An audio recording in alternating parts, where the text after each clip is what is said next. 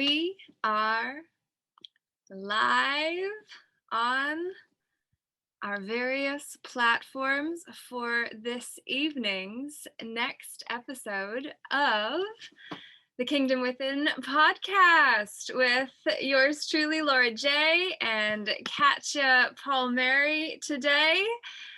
How are you doing, Katia? I'm doing pretty good today. Doing not too bad. How about you? I am doing much better now compared to how I was doing earlier. I have definitely been going through the feels, and John and I were chatting earlier as well. Great to have you here, John. Hi, John. Your audio is still connecting, but we are glad to have you in the mix, and certainly we're just having the discussion as we were getting started about what's true and the fact that I wasn't feeling too hot or fabulous, and definitely had tears mess up the makeup today, which I didn't have any on previously. And then when I put it on, thinking maybe the cake would, keep it in, and it didn't. But that's ultimately because I wasn't fully trying. I didn't want to suppress it, repress it, compress it, depress it. I really want to let it out. And Katia and I were actually having a conversation about the fact that I didn't really feel like doing this tonight, and just authentically saying, what value is it really when I don't feel like the give and take, or the giving and receiving is equal in terms of what I've been putting out. So I'm really doing a lot of restructuring in how I'm showing up and who I'm showing up for, and really working through not just all of that, but really going into the heart of it all. And so Katia and I were having a conversation before John and I were having a conversation too. And it came to the fact that authenticity, integrity, and breaking free from the culture of bullying ourselves and others as the theme of this evening's conversation. Because while John and I were having a conversation, there was a lot of drama that was going on in one of the Telegram groups that it's a Christian group, not that I am, but that is part of the theme with law. And ultimately it wasn't very loving. And so there was the question, what would Jesus do? That I posed to the group. So yeah, that all was going on. And so John said he would join us. And now that your volume is working, how's it going? Good. How are you doing? Yeah. Fantastic. Much better now in this moment. And Katia, you were really, our conversation was really focused around the authentically showing up, and the fact that, who really needs to see the polished piece at the end of the production?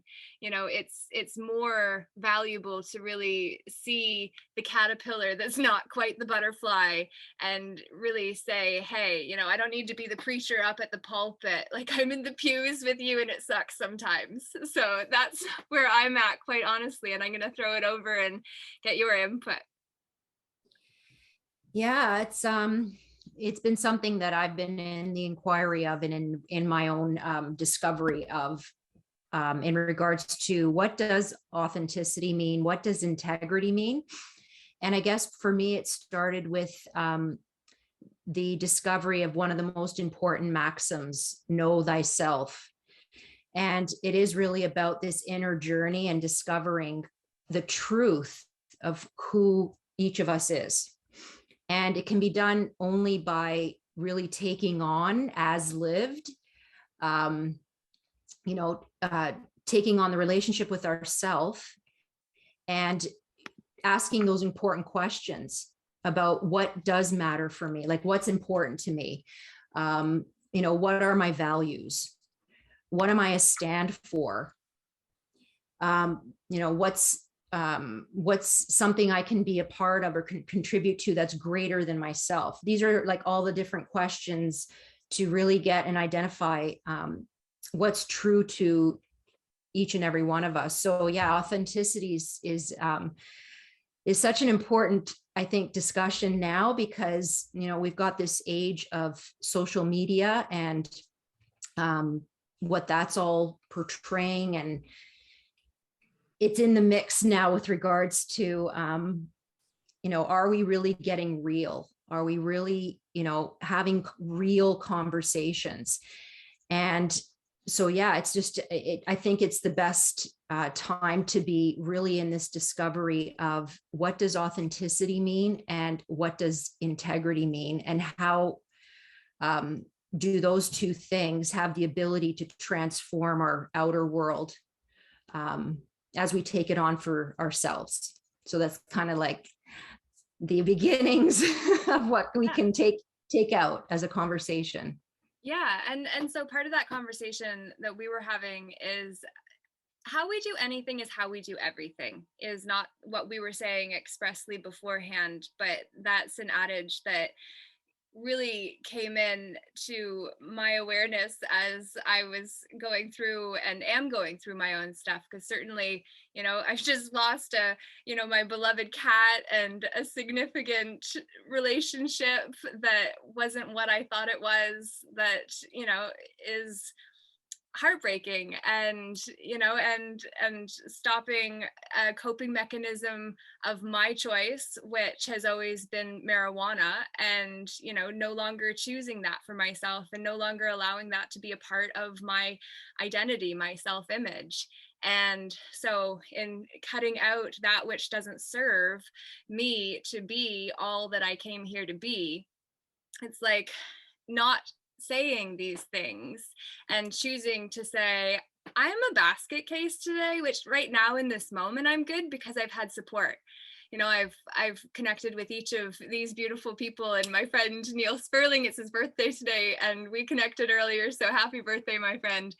And, you know, my other friend, you know, I've talked to friends, and I'm grateful for all of that. But ultimately, when we only show up when we're in the mood for it, when we only show up because we look put together, or, you know, we can take that Instagram picture and make it look like everything's peachy, when, you know, familial relationships kind of suck right now. Not just, you know, Katia, you've been open about that, and, you know, myself, and, you know, John, it's not, you're not being brought into this specifically, and you don't need to express, but, you know, we've all got our stuff, and it's just like, I think sometimes we're expecting ourselves to be at the pulpit and, you know, not see the three fingers pointing back at me in the moment. And it's just like, we want to build community.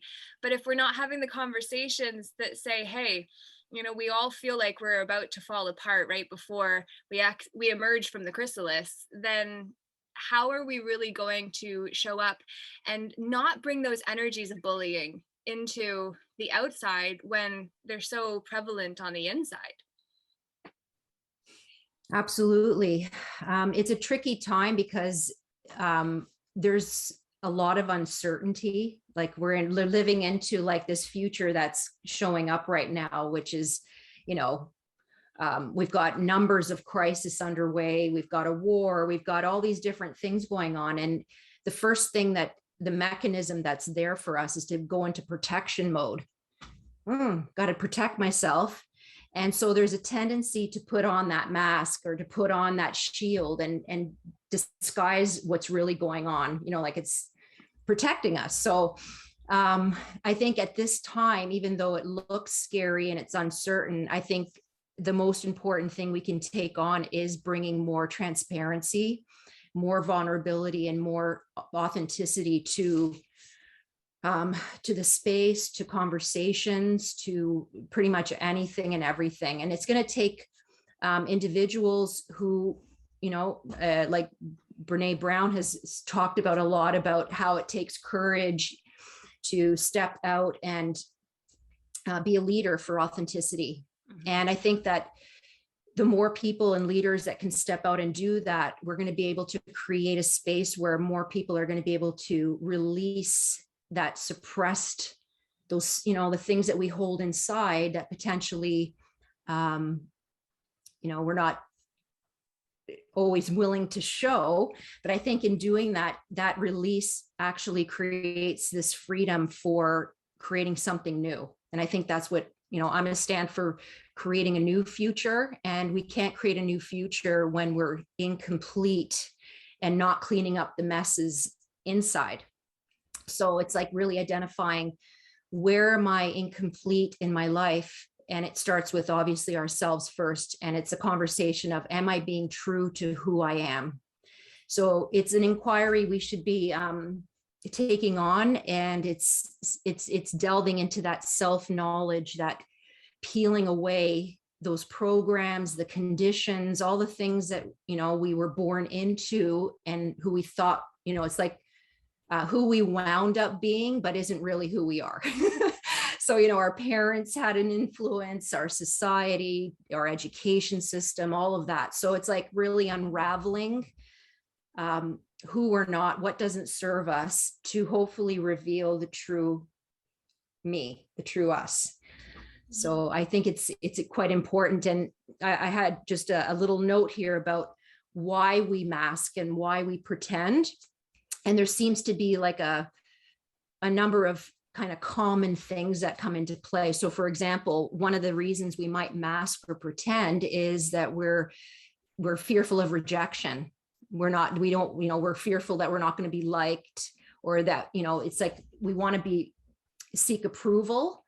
So we might just, say what we want to say so that we fit in and we're, belonging, but really it's not true to who we actually are. And then the other things are, the need to look good and, be admired, the fear of being wrong and needing to be right, the fear of not being good enough. That's a big one.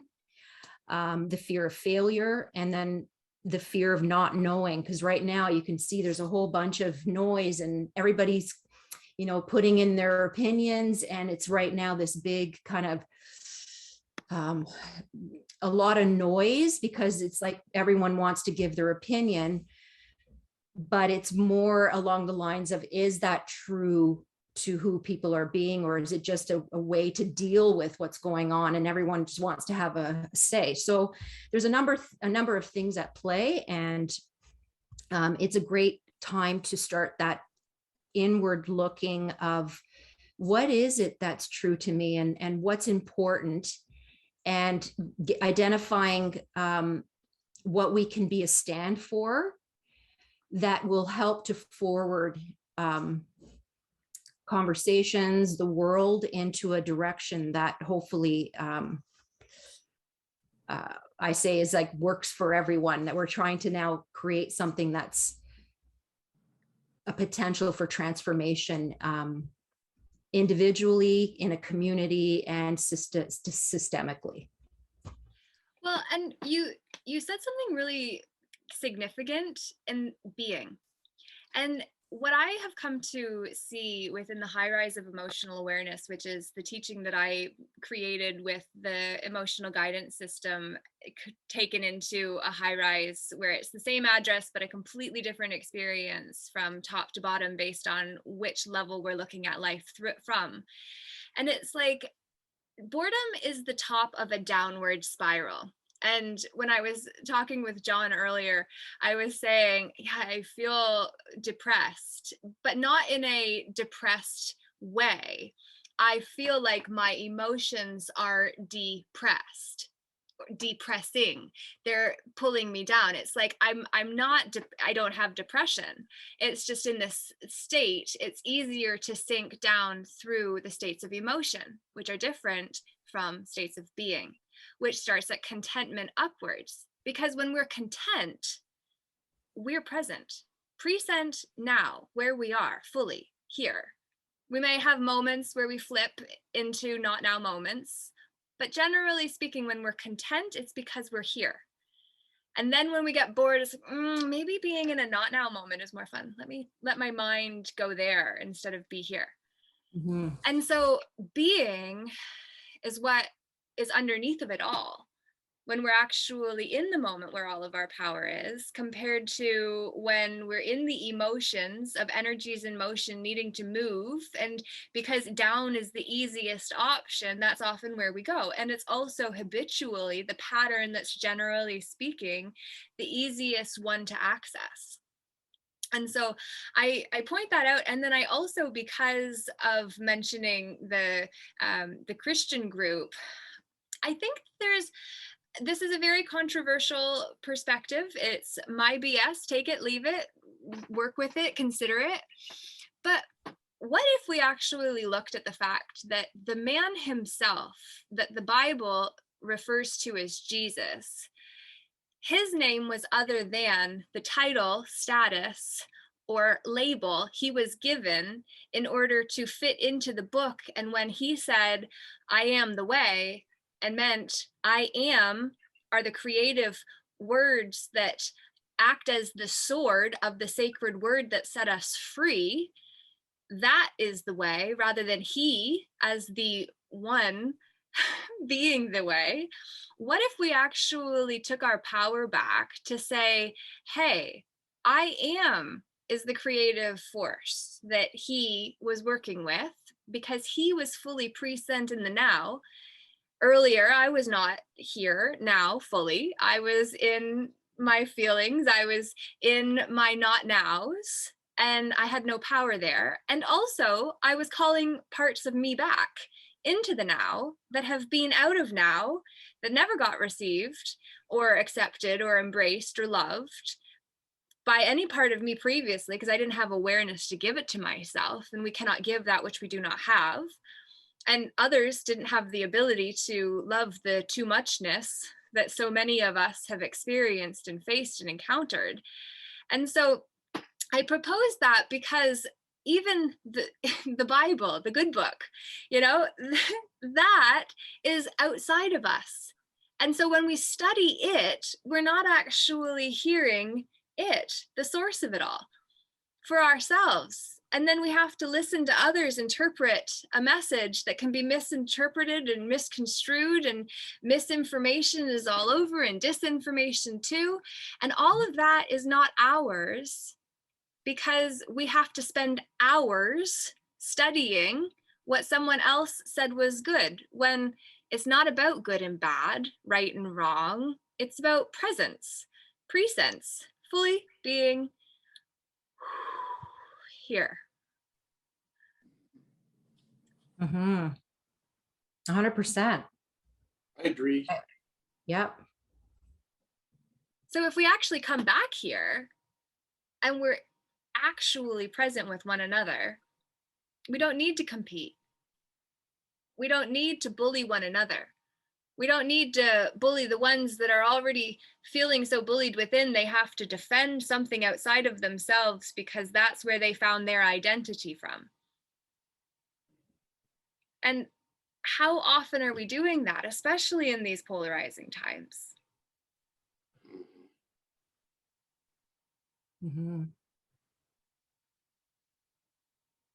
Yeah, it's so true. It's why it's important, because there's a tendency to get caught up in the theory part of our learning versus the as lived. And that's what makes it authentic, is when we can actually say we lived through it. We actually had the experience of it. That makes it authentic. So that's why even now, when I say today, we have a lot of people inputting a lot of information, and they might have seen something maybe on a program on TV, or they've read something quickly, and now they can speak to it, but it's not authentic, let's say, to who they are, because it wasn't as lived. It was more of something that came into their radar, and they've picked it up as an idea. And then this creates this, I don't know, confusion and convolution of information that's out there, that if we looked at the percentage of how many people actually experienced something for themselves, it would be probably a small percentage. So that's why today it's important to really get into a conversation around getting real with, our lives and our situations and who we are, and taking that on. And it can be quite the task of, letting our guard down and actually becoming more exposed with our feelings and what's coming up for us and what we're dealing with. But I've seen magic in that. Like, I've seen when people have actually shared authentically with what they've been dealing with and how that relates soul to soul. Like, that's when I've seen emotion. That's when I've seen people cry, and they've actually connected, because it's like you can connect to the realness of what that person has experienced. And I just see that as a major catalyst for, partly how this can transform our situation right now with everything that's going on. In regards to presence, what Laura was talking about, I think, I forget exactly how they said it, but there's an old Chinese proverb that says something like, don't mistaken the finger pointing at the moon for the moon itself, which kind of like says a lot in regards to theory, dogma, religion.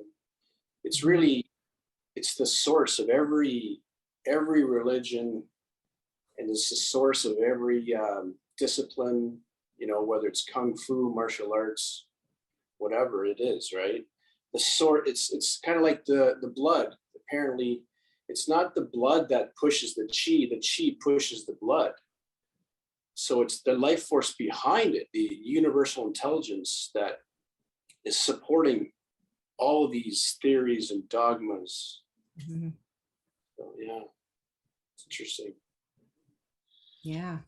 Well, and even with that, it is to say that it is through an impure filter always that we receive anything. Because even if we get the message direct, it still has to be filtered through our vocabulary, our understandings, our context, in order to be able to convey the message.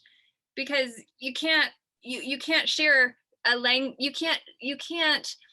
you can receive it in one language and then give it in another, but if the one that's receiving it doesn't understand the language you're sharing it in, then there's a disconnect. And so there's so many disconnects right now because we're not making those bridges, because those words are the boxes that keep us feeling safely separate from one another. And you're talking about God and I'm talking about creator and he's talking about source, and surely those must all be different because the word is different. But source, creator, Allah, God, all of it is said to be the all, and the all is one. Therefore, are we not all talking about the same all with a different word for it? Yeah. Oh yeah. Sounds like it. And then religions are the religioning of BS. So yet again, we're just kept up here, which is why the mental health system is the modern day witch hunt from my perspective, because what are witches but magical beings? Not magical in the sense of anything extraordinary, but simply men or women that have actually called themselves present and are able to ride the magic of the moment, which is now. All the chi is all now. It has to push it doesn't have to push, but it drives that forward to flow, but it can only flow in the now. Yeah, exactly. I agree. In terms of authenticity and this kind of conversation and showing up when there's a lot going on under the surface, that I have managed to, I feel excited to be able to be here with friends and those that are also listening. And I'm still figuring out Restream, and YouTube didn't work, so this will have to be posted after the fact. But figuring it out as we go, and then just being authentic and saying, no, not perfect, but doing my best, perfectly imperfect, and saying that's enough, can we allow enough to be as good as a feast? Yeah, I think it's important to address as well the context which runs in the background and where the contexts begin and where they started. And of course, I have so much to say in regards to when it comes to context, but I would say that the greatest context that got created for myself, having lived in a very strict family, coming from a Catholic background, very involved in church, and going through it as a child, I was a very fearful young girl as a result, because it was like the whole fear talk and language, and fearing God and this whole thing, and it created this context in the background for me of never feeling good enough. So that context in the background, now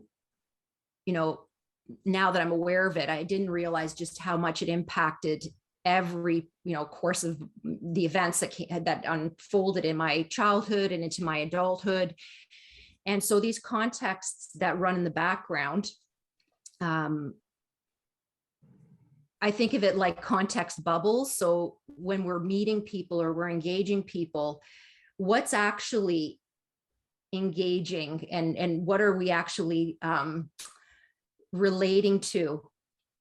Is it who we really are, or is it these contexts that come into the play, and those contexts in the background are not allowing for a connection, because we're all trying to protect ourselves to some degree, to not expose that feeling of not good enough. So I look at it like all of these bubbles around the world, trying to have conversations in relationships, and we're not really dealing with what is the context for who we say we are really in the background. So it's like identifying our truth in regards to not what someone else said, not what a book said, not what this society said. And so it plays such a factor in identifying what are the various things that have us be inauthentic. And I believe that one of them is the context for who we say we are, and really getting clear on what that is in the background, because there could be more than one. There's different things that come up. Like we can be one way with our mother. There's a context that I have for my mom potentially that's different from the context that I have with my daughter. So if we just even evaluate all the various contexts that we take into every relationship, and we think about, is that in the now creating the relationship that I want for my future, when I keep bringing in the same context that obviously is going to alter, for example, who my mom shows up to be. So if I'm not creating a space of clearing, of creating something new, more than likely my mom's going to show up the same way for me, because I'm bringing into it already listening for her. And I have had to take on that in all my relationships, because I really got how that was playing a factor. And I was always wondering, why are my relationships the results are continuing to be the same? Like we keep getting into the same argument, the same conversations. And I realized it's because I've brought into the conversation this already past context. So taking that on, I see the potential there is for, again, like creating synthesis in relationships where we're actually understanding each other to another degree. Like, let's put everything away and like just get real and have like the most incredible, open, deep conversation that we can have. Yeah. It's kind of like they're like automatic programs that are recorded. And like you said, you're not being as present as you could be, because you're just replaying the same old programs all the time. But if you change, like, because we're all like actors, right? It's like everything's a story. So it's like, just create a new story. I don't know. Yeah. It might help. Well, Absolutely. this is the thing. This is the thing. We don't have to, because that's obligation, which is the dysfunctional opposite to irresponsibility. So when we're irresponsible with the spending of our time, energy, effort, attention, or money, then we go into obligation of having to pay for that which we've already enjoyed the pleasure of using, compared to the functional creative alternatives, which is irresponsibility becomes freedom, and obligation becomes constraint, because you cannot have freedom without constraint, and you cannot have constraint without the opportunity for freedom and the free will to choose as well. So really finding the balance between whether it's functional or dysfunctional in the creative process. And then when we find the dysfunctional patterns, and I've just become very aware of my own dysfunctional intimate relationship standards that are definitely changing, and my standards are raising to a higher level. Not an impossible one. I am possible, and so is the relationship I desire. But to understand that instead of judging ourselves for that which we settled for before, to use that as context to say, we teach people how to treat us, and I am realizing that I have been teaching people that it is okay to treat me as less than, because of the story that has been in me. And so I'm working with my own story of not enough. And I remember years ago how I was camping with this guy, and it ended up I wanted to date him because my life was about to change. I was about to get certified as a coach, teacher, speaker with the John Maxwell team, and we'd road tripped out to British Columbia together. So we're out, it's this beautiful, picturesque, there's this lake in front of us, our tent is there, and like there's trees, it's beautiful, the birds are singing, it's just stunning. And we just had this conversation about, I wanted a relationship. I wanted to know that he was my boyfriend and I was his girlfriend before I went and changed my life, because I wanted something to stay when I knew everything else was changing. So it kind of feels like a parallel to kind of where I am right now, except for no longer am I trying to hold on to someone that doesn't want to date me. And he wouldn't date me. So I get rejected often, even if it might surprise anyone. You're not alone. It happens more than you might think. If the pattern is there, which the pattern has been in me, but I bring it up because I remember that night when we had the conversation and it was a no-go. And clearly I didn't clear the pattern because it just showed up again. But basically, I remember the next morning I was sitting out on a log and I was journaling, and I'm just taking in the beauty of this environment. And I hear, "You don't love me the way I need you to." And I realized it had nothing to do with him. It has nothing to do with this one. Like, it has everything to do with me. And it's like, wow.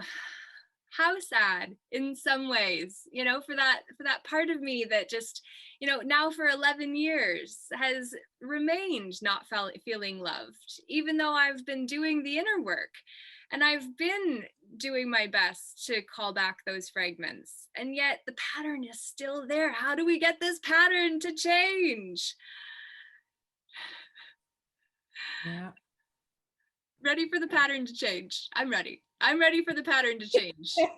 You ready for the pattern to change? How do we do this? Oh gosh. Who talks about this, really? Who talks about being rejected? Then or now?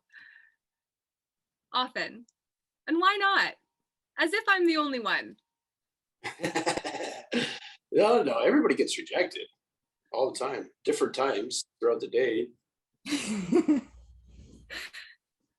Yeah.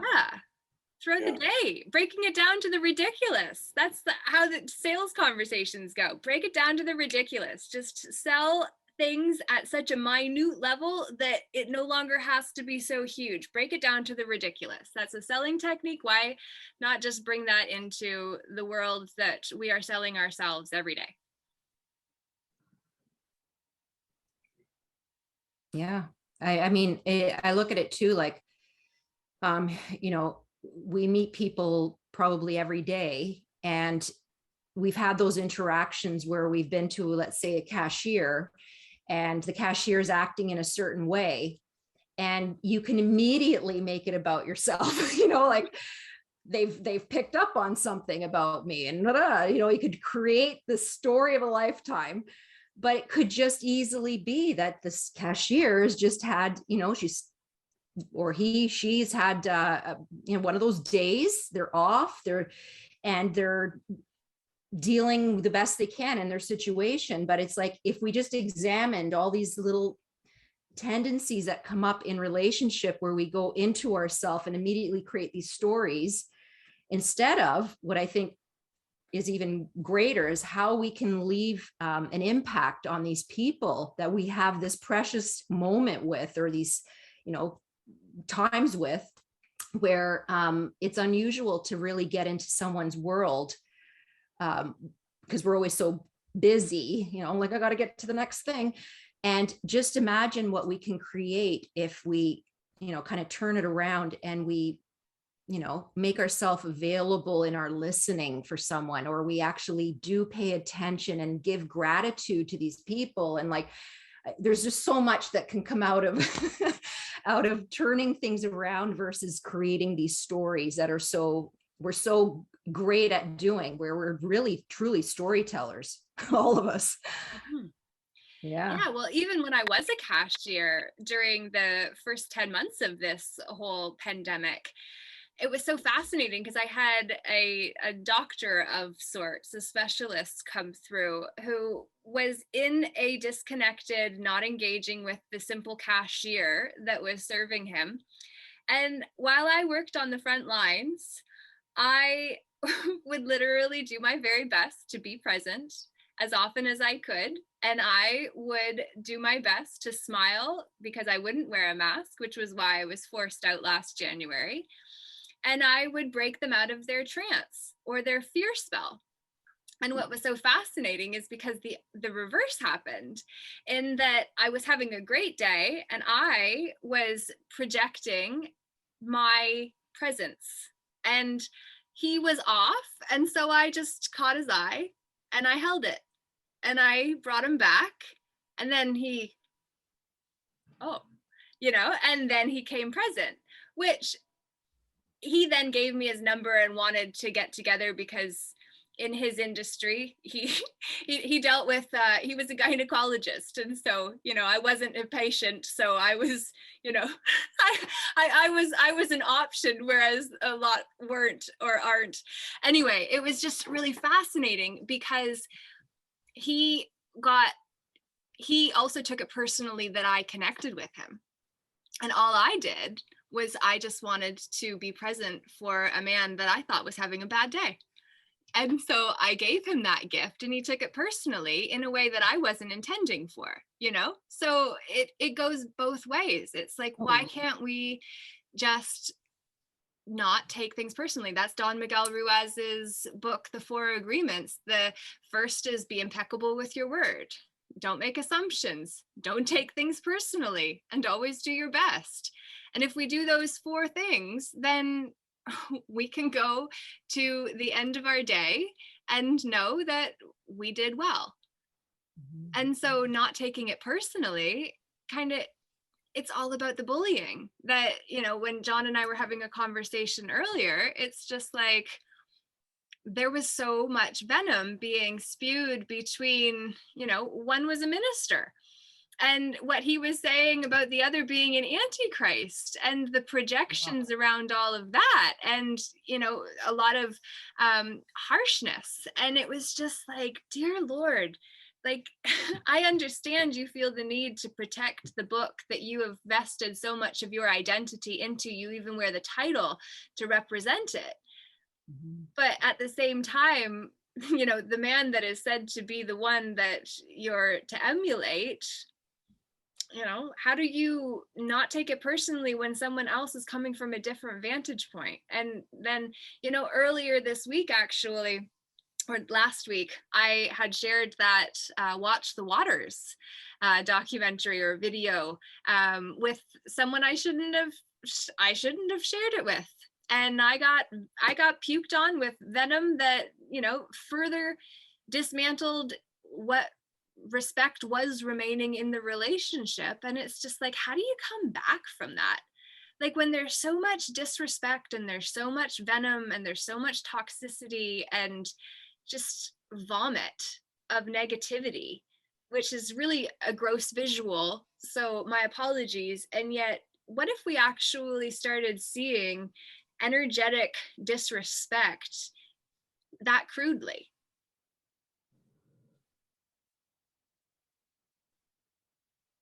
Mhm. So I haven't watched the, is it a documentary? No, it's, and there, Amanda Valmer did a very insightful message about it, actually, that I found insightful because of, she was commenting on the emotionalism and the sensationalism and how the music goes, and, you know, he cries and, you know, God put this on my heart to share with the world. And it's just like, if you need to preface things with God told me to do this, then, you know. Mhm. Amanda did a really interesting video just to kind of say, what if this was actually targeted specifically to Christians, because it's all about Satan and devil and Jesus, and, you know, doing the right thing, and then we actually saw that maybe it's a way to further discredit the truthers or the freedom fighters, or, you know, all of the different statuses and titles that so many have taken on as we've found new identities within this giant psyop.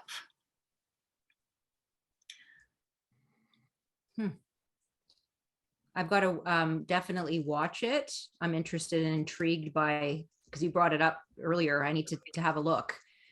But what was the feedback in regards to like the summary feedback that was given to you in regards to them watching it that triggered them, or what got them set off on a tangent? It's presumed that this is another QAnon thing, and that basically anything at all that I send this particular member of my existence, I basically, anything that is sent their way is completely disregarded, and fact checkers and what have they said. And so it's just like, it's literally two worlds that are moving in different directions that have been polarized on purpose, because this whole divide and conquer war strategy is working incredibly well, because we're letting our instinctual defensiveness and need to be right and protect the BS get in the way of saying, okay, look, aren't we supposed to be family? Like, you know, soul family, tribe family, whether biological or otherwise, like, aren't we all part of the same humanity with a common hue or different hues? But ultimately, hues are just one aspect of the man, of which we all are manifestations walking around. Some of us will I am, will of man, right? It's just like, what if we just saw ourselves as manifestors that are walking around as the individuated expressions of the grand overall designer incarnate, here to say, your BS isn't going to make me like you less, though I'm not above that yet. That's a tall order.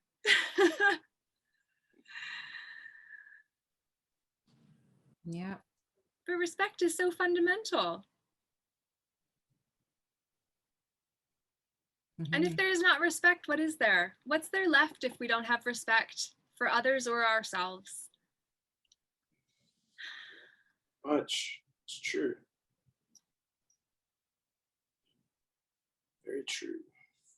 And if we can't be respectful towards one another, what's left?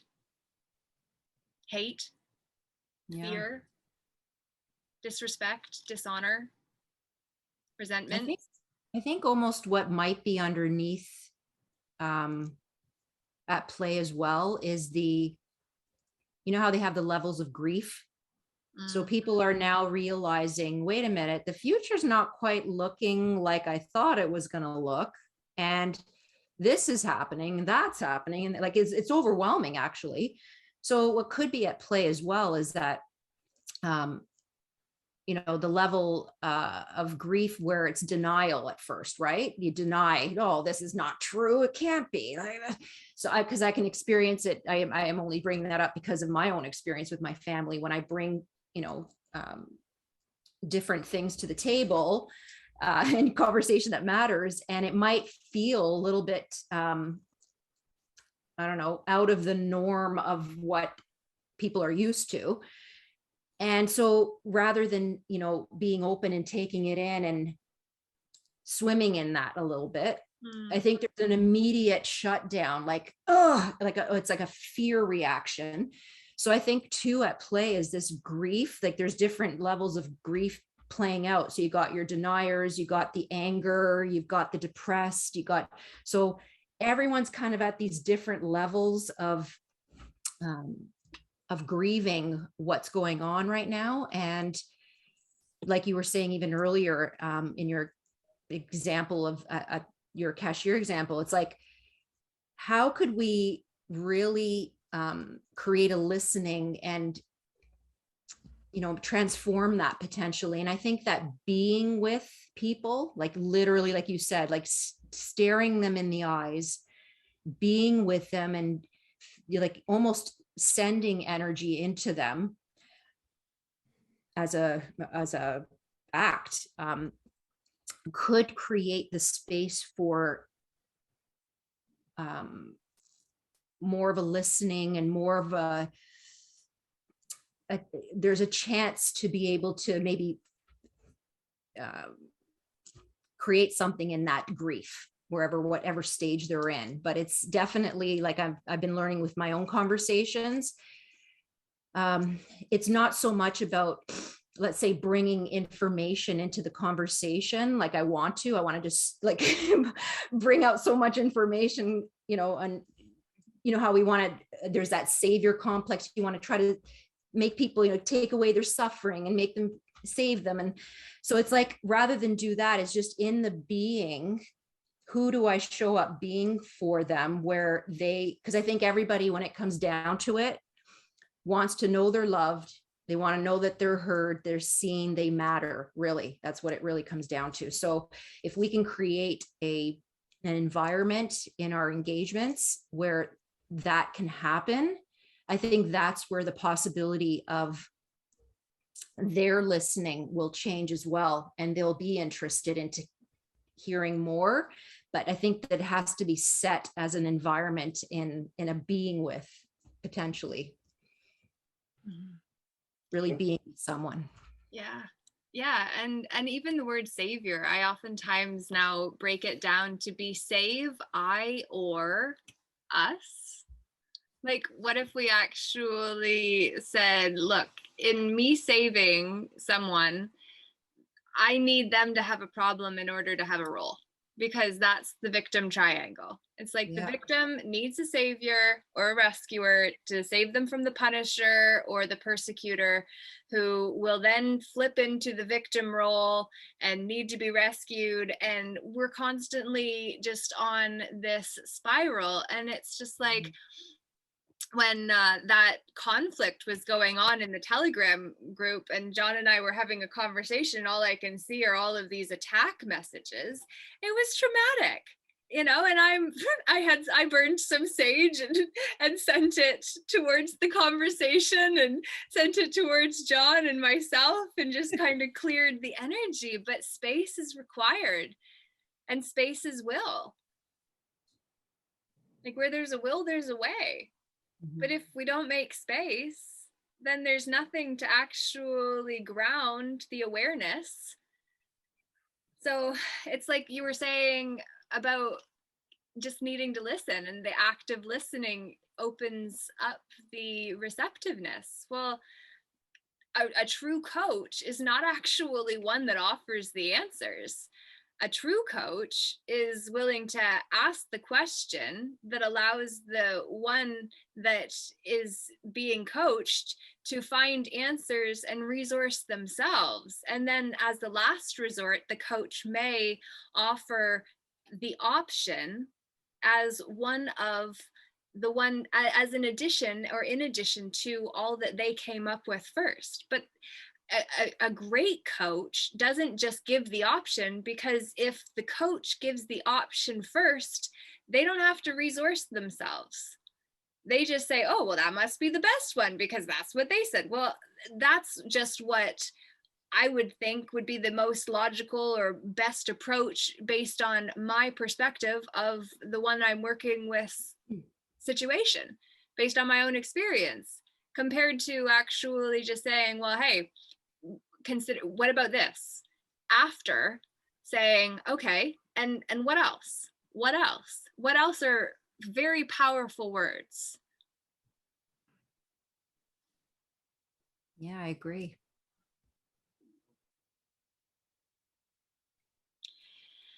So ego and fear is usually behind most of that stuff. Ego and fear. You know, when they're bickering at each other, they have like and we all have it. But it's like boundaries that you've set up for yourself. And because you don't maybe have an understanding of something else, you create a barrier because you're not ready to be open to this new idea, right? Because it's scary, right? You know, well, no, I can't. It's actually your unconscious is doing it. Because if you're probably more aware of it, there would be less fear, I think. You know, more presence. Because the person, like, so there's a boundary, and their unconscious is saying no in the background. I can't believe in that because I have all these attachments and desires, and it'll go against that, and my well-being will be threatened. You know, it's all kind of mixed together, I think.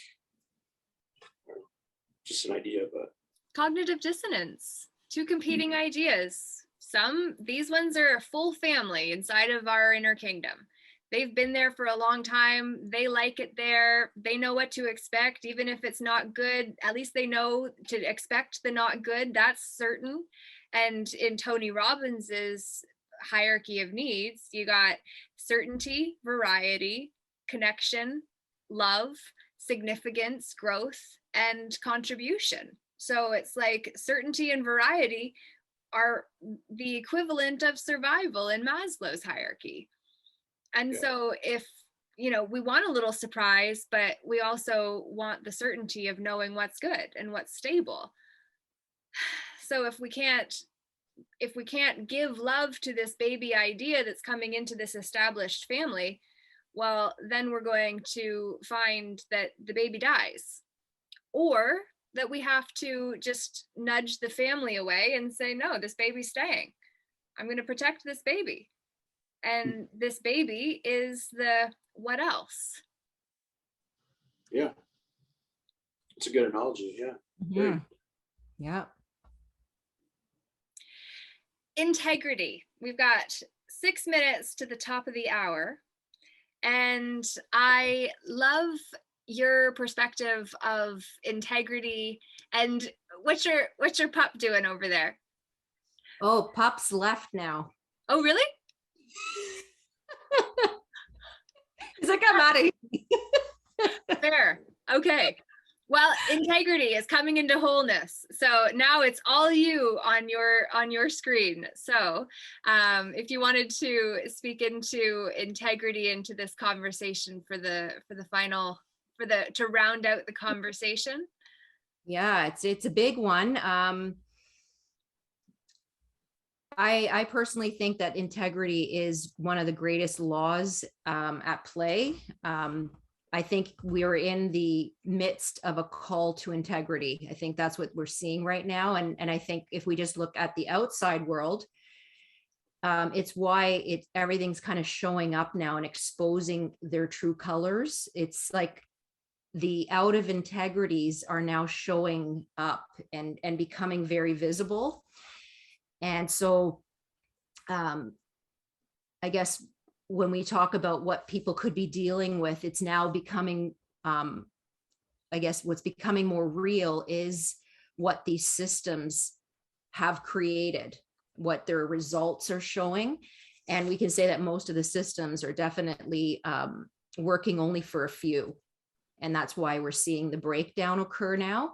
Mm-hmm. So I'm a very big advocate of integrity and collective integrity. And I see it as like being whole and complete on the inside and outside. So I like the analogy of integrity is like spokes on a wheel. So if all the spokes on the wheel are in good condition, it means that the wheel and the bike are going to work in great condition. But if we have spokes on the wheel that are compromised, the wheel and the bike are definitely compromised in their performance. So if we just took that analogy into all the systems and asked ourselves, are all the spokes on the wheel for these systems in good condition? I could probably assert that most of our systems are not, and that this is why we're starting to see what we're seeing. So yeah, integrity is a big one. It really, for me, comes down to being our word, like as an individual taking on integrity. It's like, I've got a little note here too about what it is. So it's like being my word in action. So it's like, do what I said I would do what I know to do, mm-hmm. do what is expected of me, be what I said is so, and be what I say I stand for. Those are 5 biggies. So it's like, if we took that on and we realize that each time we break our promise and we don't restore, it actually diminishes our power. And we do this often, like through the day, we might say something like, oh, I'm going to do this. Mm. And instead of doing that, we've done something else. So we've left that, just as something simple like that. And we don't really pay attention to it because it's done so habitually. But if we really take a look at that and we see how many times we're doing that through the day, that is an accumulation of incompletes that we gave word to, mm-hmm. and we didn't follow through. And then we'll wonder why we feel tired and no energy. And we make up excuses almost like, oh, well, I didn't get enough sleep. But really what's at play is that we're not whole and complete with our word and what we said we were going to do. Mm-hmm. And therefore it actually impacts our energy. So if we just even have a look at how integrity plays out, on a daily basis, and how we commit to things in word and then don't come through, those will obviously play an impact in who we show up being and how we act and what our choices are. And so if we just look at integrity as an exercise in starting with ourselves and being whole and complete with who we say we are, and that power showing up as an example for others and what that can do as an impact outside, I think it's one of the greatest, like I said, laws and things that we can take on right now in, really getting things sorted out and hopefully transformed, in creating a world that works for everyone. Yeah. And some people really like to be controlled.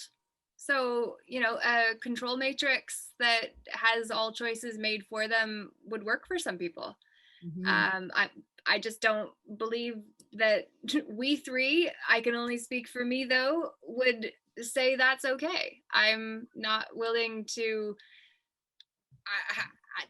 being controlled is not my thing. It's like I did a video just a couple days ago, a little short on YouTube about the difference between being in charge and being in control. It's like when we're in charge, if we think of it in an energetic perspective, like charge is what you do with your battery. If you are in charge, your energy has room to expand and grow and shift and move, compared to in control. It's contracted, it's constricted, it's, it's limited. Compared to in charge, you choose the charge that you have.